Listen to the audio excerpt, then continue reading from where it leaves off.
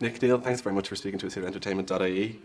Neil, first off, you've worked for many years as a music journalist yourself, but what's it like being on that side of the interview? Are you comfortable being the Funny subject? enough, it's much harder on this side. I always thought it'd be really easy. You know, when you sit there interviewing people, you think, God, they've got an easy job. All they have to do is waffle. I've got to think up all the interesting questions. But actually, coming up with coherent and articulate answers about things that sometimes you haven't thought about nearly half as deeply as the person asking you is quite difficult. And I'll be quite happy to get back onto the other side of the microphone. So you want to sit here to switch sides for a while, perhaps? Yeah, I could ask you about your career as an online journalist. If you told 25 years ago or so, if you told that version of Neil McCormick that one day a film would be made about him in the music business, what do you think he would have thought about that or said? He would have said, of course. Of course.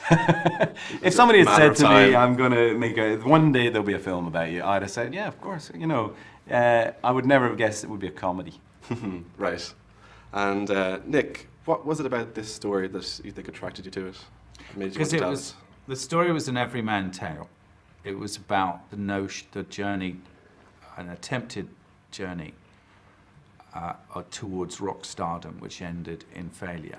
And that seemed to be more applicable to most people's daily not cognizance of that world, both from young and old. We've all tried in various points in our life to achieve things that we haven't done. And it seemed to me that story was a really great way of dealing with those themes in a society that's obsessed with the notion of success. Yeah. In a world which is completely about now instant fame, where you just add the hot water and suddenly you're there. This was a story which actually showed how ridiculously difficult that journey can be, and you better be prepared. And it's a big shout out to all bands that have failed.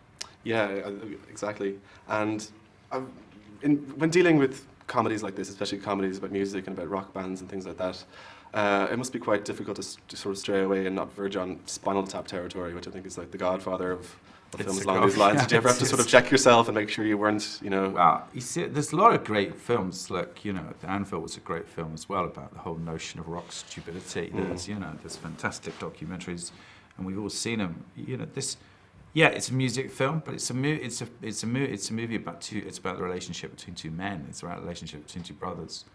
It's about family, it's about trust, it's about betrayal. It's about all those things. But most importantly, to be honest with you, it's a comedy. It's a romp, it's a story. It's like, this event happened, we used the event, we've tried to bring it together into some kind of coherent story. And it's supposed to entertain people, it's supposed to make you laugh. Yeah. And music is obviously very central to this film for obvious reasons. Neil, did you have any degree of control over the sort of the music that the band were playing? No, I had no degree of control over anything. I was the least important person on a film. I'm less important than the clapperboard guy. I wrote a book. They took it, they ran with it, they turned it into something else. The thing is that this film doesn't replace my book. My book exists. It's there to be read. It tells my story the way I would want it told. You could probably find the music online. You seem to be able to find everything else online. This tells a version of the story as a more succinct and comedic narrative that works in its own right. And this is my life in a parallel universe. I still don't get to be a rock star for some reason, but I do get some good lines, I get some good girls, and I get played by Ben Nice Barnes. haircut as well. And importantly, he gets played by Ben Barnes. I mean, you can't who wouldn't like that? Exactly. But just going back to the music, where did you, like I said, it's obviously a very central piece of this movie. How much thought went into that? Oh gosh, that was almost 150%. Because if that doesn't work, it just falls. Yeah, I mean, just even before you start way before you start actually turning over on a music film, you do the music. So you're recording and laying everything down and making all those creative decisions. And I used to call it the music script. It was just a musical journey for the movie.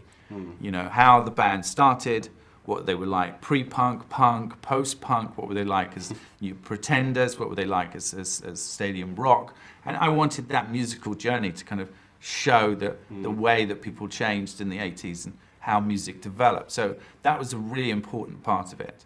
and to take some of the elements of what Neil had done, but not very many, to be honest with you, taking some of the lyrics and actually just developing that. And then also I wanted to make sure that I got the stuff about U2 correct. You know, I wanted the stuff in Larry's mum's kitchen to be correct.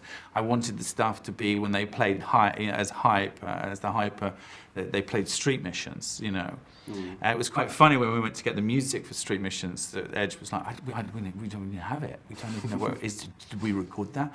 And everyone was scrabbling around. So the music producer had to give it to a transcribed music track. It was on YouTube. The early U2 were on YouTube. And someone had to sit down with a pen and Someone paper. had to sit down with a pen and paper and actually write it out musically so that we could then re-record it. Yeah. Because they'd lost it. And so, you know, it was really great to be able to do that and to give a little bit of rock history as kind of part of the movie. And was it difficult to coax out the rock and roll swagger from the cast, and who was best at that?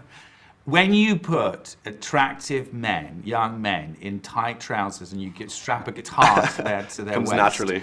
and you give them a great haircut, and you give them 500 screaming girls in the audience, trust me, you don't need to do very much. All right, they're going to give it everything they've got.